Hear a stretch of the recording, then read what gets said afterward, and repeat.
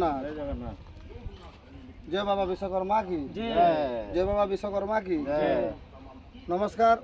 Odisha driver महासंघ तथा कलाहांडी जिला ड्राइवर महासंघ 30 जिला 315 ब्लॉक भाई मान कोटि कोटि प्रणाम। आज आमर विश्वकर्मा पूजा अवसर में समस्त भाई बंधु मान भौणी मान मोर शुभेच्छा शुभकामना और विश्वकर्मा बाबा सद्गति आशीर्वाद दियन सपरिवार को समस्त को घंट गोड़ी के रखन।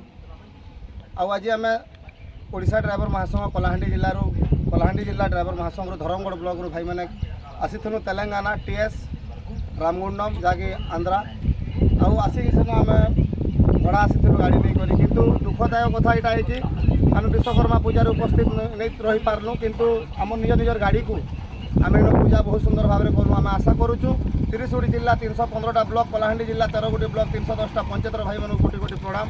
भाई मान निज निजर गाड़ी को आज पूजा करन जेहेतु आमर दुखर सुखर साथी है आमर रथ गाड़ी आम जेहेतु सारथी बोलिक सदा सर्वदा कहूँ भॉइसपिन माध्यम भी मतामत दूँ।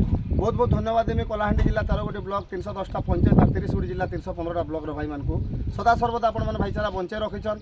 इ प्रकार आपण साहाय्य सहयोग जारी रखीछन। जेकोसी समय भॉइसपिनटा पड़ला आपण मैंने आगे आसुचन।